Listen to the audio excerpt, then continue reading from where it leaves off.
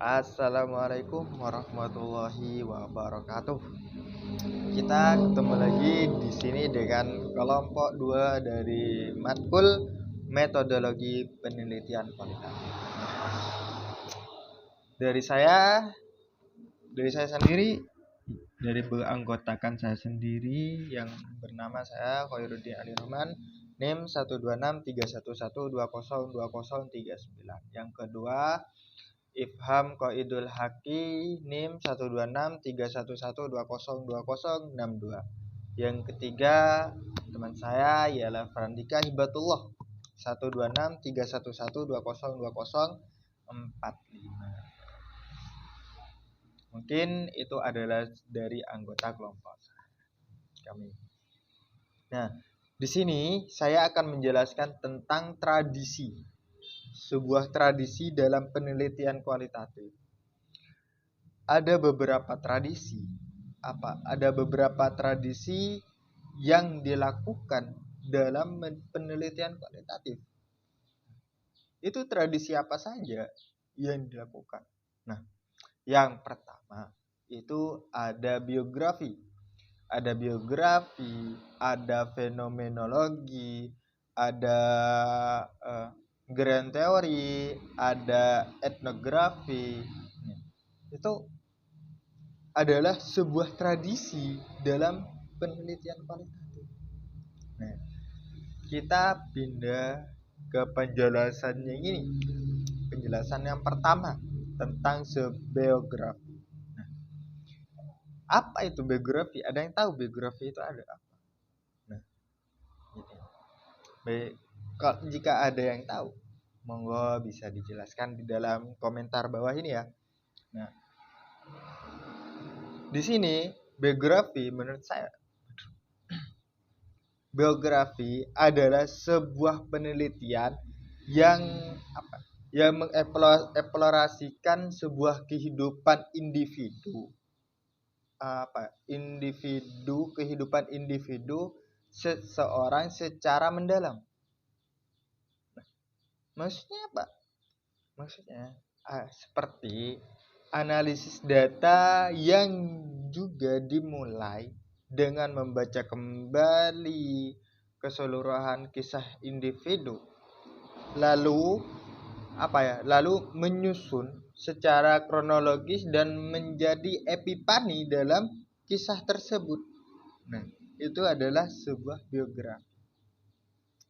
Nah, kita pindah ke yang nomor 2, fenomenologi. Nah, fenomenologi ini sudah tidak lazim lagi di sebuah penelitian kualitatif. Nah, istilah dari fenomenologi ini bisa dimaksud sebagai sebuah pengalaman subjektif. Nah, ini bisa dikatakan seperti itu. Fenomenologi ini sering juga digunakan dalam penelitian yang disiplin. Itu adalah sebuah dari kelebihan dari fenomenologi. Nah, gitu. Kita pindah lagi ke bagian yang ketiga. Apa bagian ketiga? Bagian ketiga yaitu ground teori. Nah, di sini ground teori dijelaskan atau ground teori itu bisa diartikan sebagai sebuah pendekatan penelitian kualitatif yang mengembangkan suatu tentang teori fenomena. Nah, teori fenomena itu apa? Kan? Nah, yang keempat tentang etnografi. Yang pertama biografi, yang kedua fenomenologi, yang ketiga ground teori, dan yang terakhir etnografi. Nah, ada yang tahu etnografi itu apa? Yang tahu? Nah, etnografi yaitu sebuah metode penelitian yang dipakai untuk memahami suatu kebudayaan, ataupun suatu komunitas yang mendalam dan menyeluruh. Nah, itu dari sebuah etnografi. Kelebihan dari etnografi di situ bisa memahami dari kebudayaan atau komunitas secara mendalam dari dari kebudayaan tersebut atau komunitas tersebut. Nah, itu dari etnografi. Nah, kita pindah ke sub yang kedua. Sub yang kedua adalah sebuah wacana teori dalam penelitian kualitatif. Nah, wacana teori dalam penelitian kualitatif itu apa gunanya? Apa gunanya wacana teori itu dalam penelitian kualitatif? Ada yang tahu? Nah, di sini tugas kami menjelaskan bahwa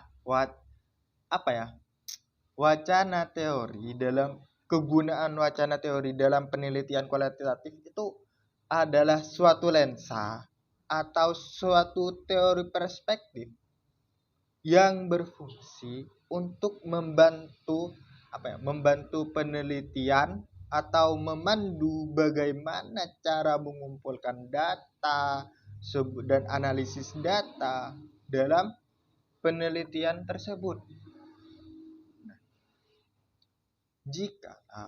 Jikalau dalam penelitian kuantitatif teori diuji berdasarkan data lapangan, itu dalam penelitian kuantitatif.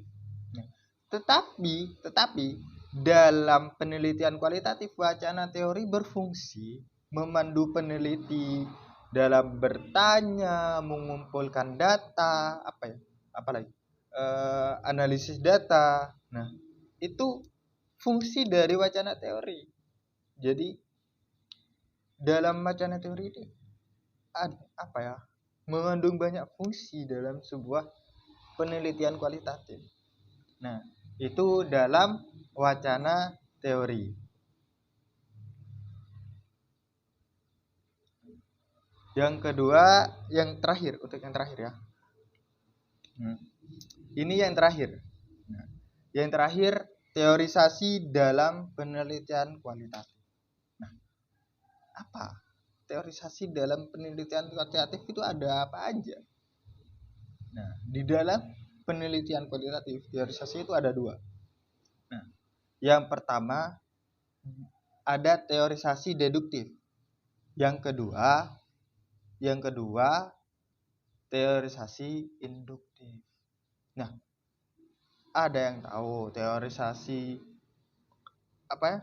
deduktif sama teori induktif itu apa seperti apa? Nah, teorisasi yang memakai model deduktif kini sudah tidak lazim lagi dalam sebuah penelitian kualitatif. Karena di mana teorisasi dilakukan secara deduktif itu akan sehingga model umum teorisasi deduktif dilakukan berbagai penelitian terutama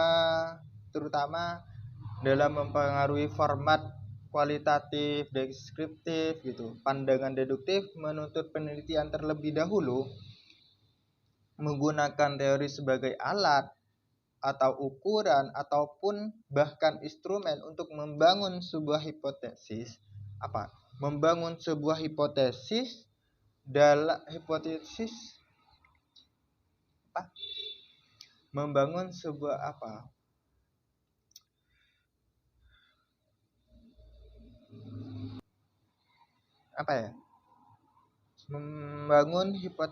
sehingga peneliti itu secara tidak langsung menggunakan sebuah teori dalam melihat masalah penelitian.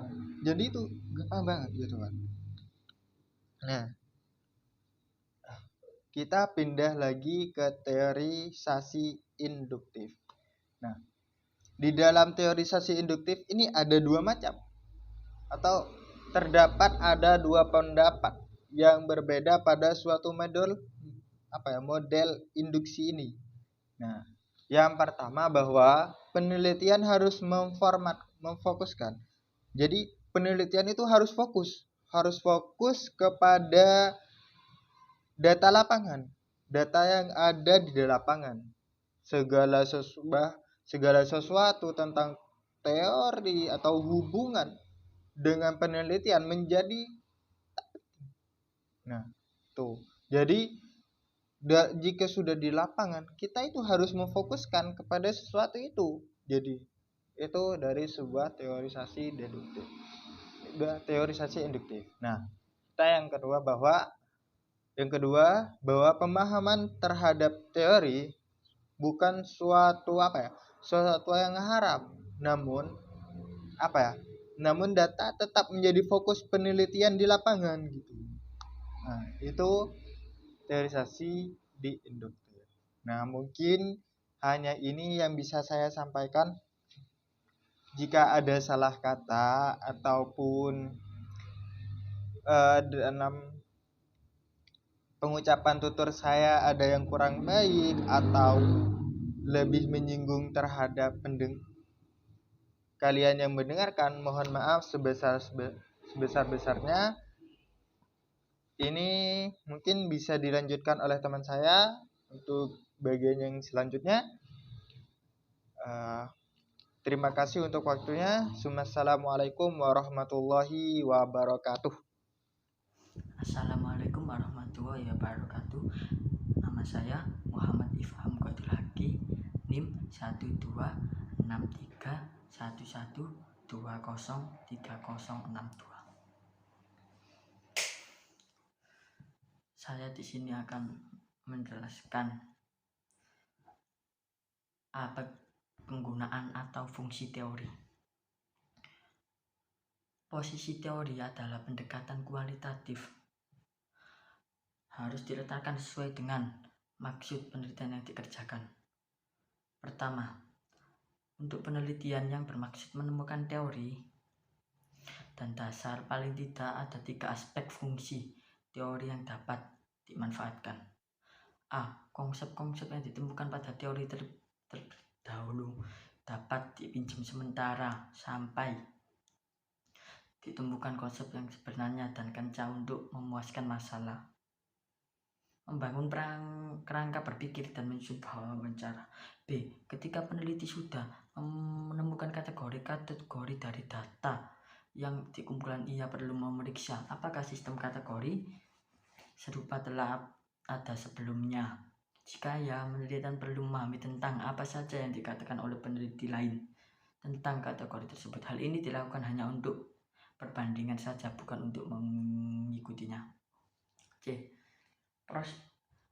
Proporsi teoretik yang ditemukan dalam penelitian kualitatif yang memiliki hubungan dengan teori yang sudah dikenal merupakan sumbangan baru untuk memperluaskan teori yang sudah ada. Demikian pula jika ternyata teori yang ditemukan identik dengan teori yang sudah ada, maka teori yang ada dapat dijadikan sebagai pengabsahan dari temuan baru ini.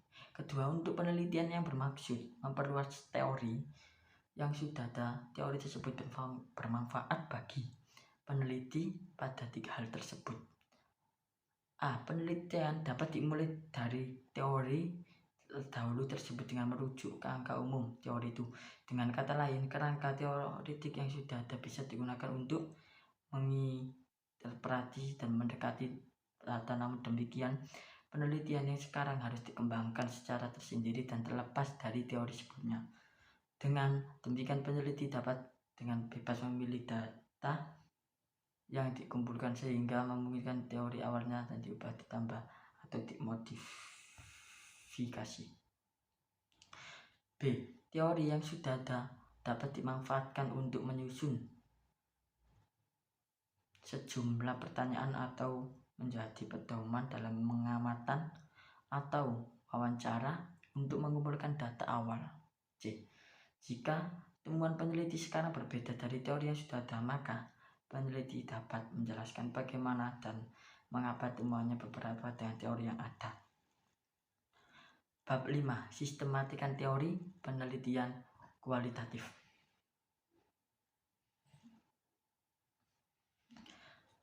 Sistematika. Pendahuluan.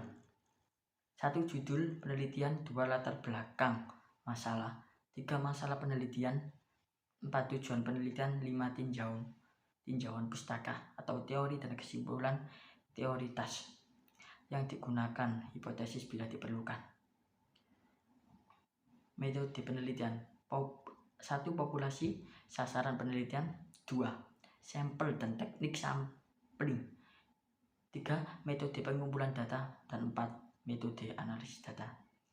Analisis data ada 21. Rancangan analisis data.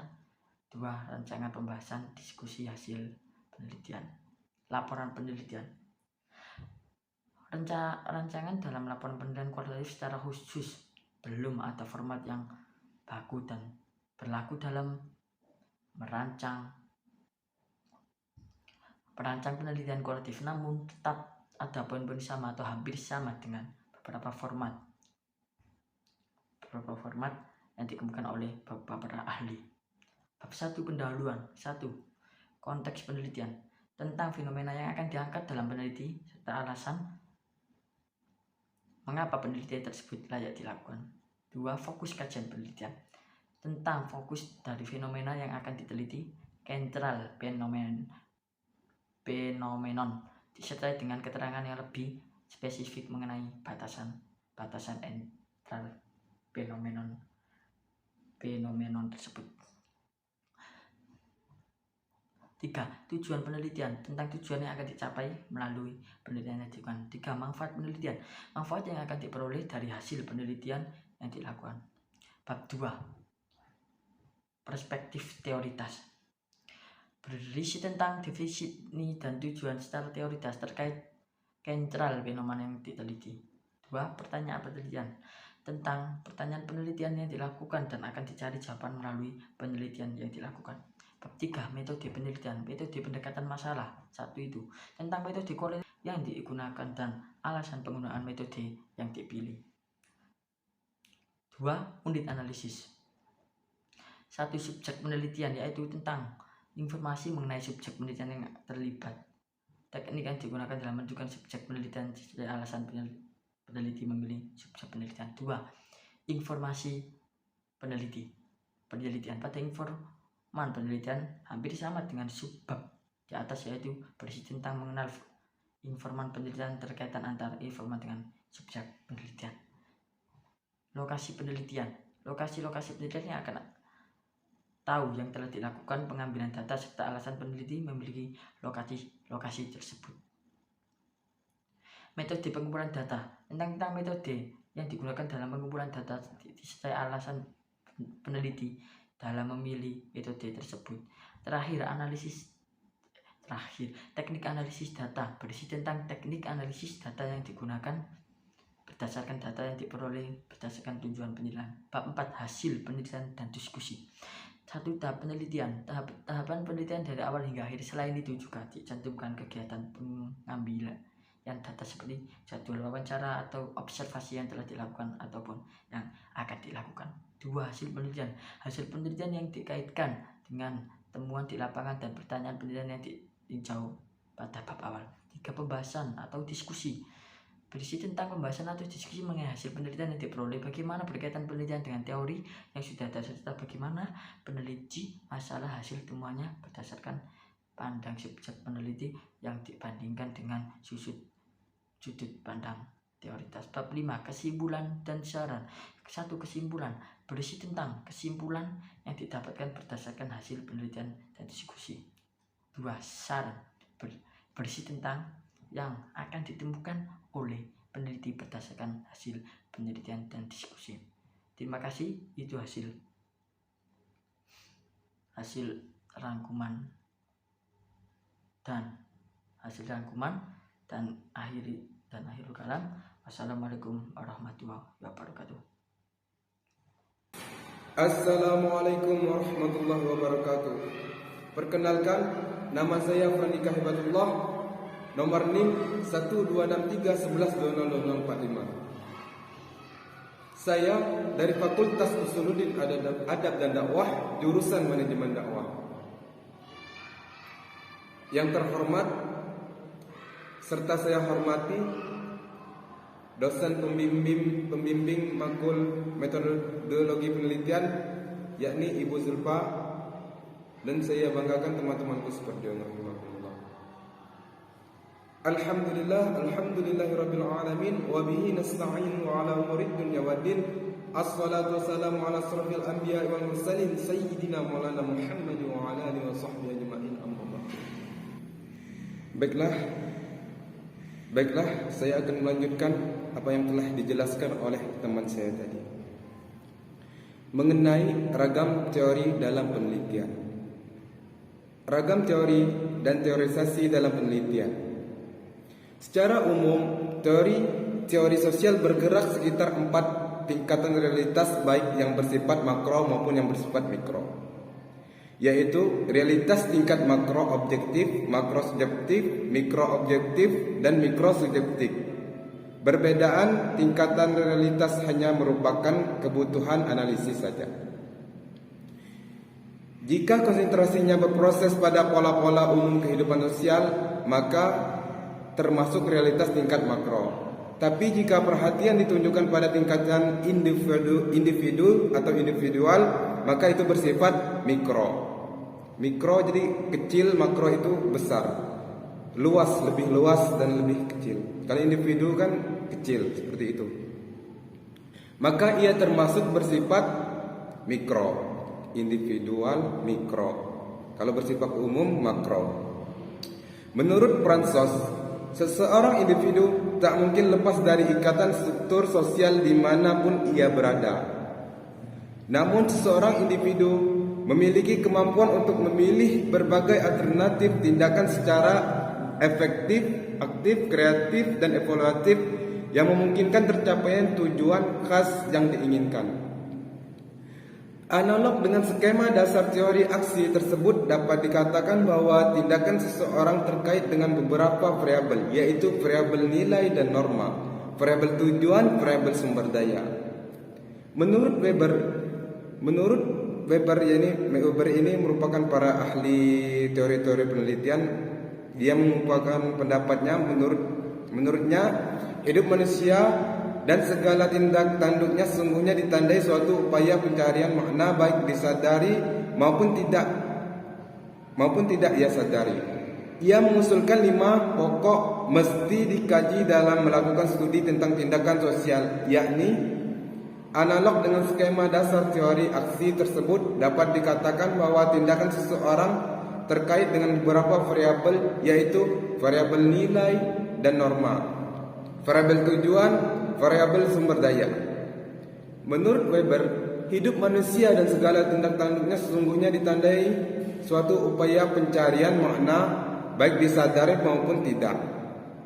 Ia mengusulkan 5 pokok hal yang mesti dikaji dan dalam melakukan studi tentang tindakan sosial, yakni yang tindakan sosial yang dia kaji tadi. Tiap tindakan manusia menurut pelaku mempunyai makna yang subjektif dan bermanfaat. Yang kedua, tindakan yang berkaitan dengan pengaruh positif dengan situasi dan kondisi tertentu. Yang ketiga, tindakan tersebut diarahkan kepada orang lain dan bukan pada barang mati, berarti untuk makhluk hidup. Tindakan itu dilakukan dengan memperhatikan tindakan orang lain dan terarah kepada orang lain tersebut. Kurang lebih 5-nya seperti itu yang telah dijelaskan oleh Weber tadi. Aliran teori yang mendasari teorisasi dalam penelitian. Ada 4 aliran teori dalam ilmu sosial yang lazim diasosiasikan dengan pendekatan penelitian kualitatif, yaitu ini untuk penelitian kualitatif. Ada 4 aliran teori dalam ilmu sosial. Yang pertama, teori dalam lingkupan kualitatif, ya. Yang pertama yaitu teori-teori tentang budaya dapat disederhanakan menjadi 2 kelompok, yaitu kelompok yang pertama aliran teori yang memandang budaya sebagai suatu sistem atau organisasi makna. Kedua, aliran yang memandang budaya sebagai sistem adaptasi suatu kelompok masyarakat terhadap lingkungannya. Yang kedua, teori fenomenologi pada dasarnya berpandangan bahwa apa yang tampak di permukaan termasuk pola perilaku manusia sehari-harinya, suatu gejala atau fenomena dari apa yang tersembunyi di kepala sang pelaku. Yang ketiga, teori etimologi. Pada dasarnya relaf serupa dengan aliran fenomenologi karena kehadirannya diilhami oleh fenomenologi. Oke, kurang lebih seperti itu. Yang terakhir, yang keempat, teori interaksionisme. Teori yang terakhir ini memiliki 3 premis utama, yakni pertama, manusia bertindak terhadap sesuatu atau benda, orang atau ide atas dasar makna yang diberikan kepada sesuatu itu. Kedua, makna tentang sesuatu itu diperoleh bentuk termasuk revisi melalui proses interaksi dan kehidupan sehari-hari. Yang ketiga, pemaknaan tersebut suatu dalam tindakan atau interaksi tindakan berlangsung mekanisme, melainkan melibatkan proses interpretasi.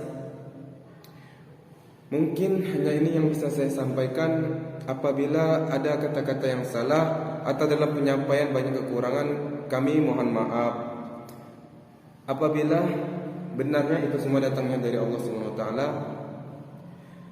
Terima kasih atas waktunya, atas perhatiannya. Kami ucapkan Assalamualaikum warahmatullahi wabarakatuh. Thank you.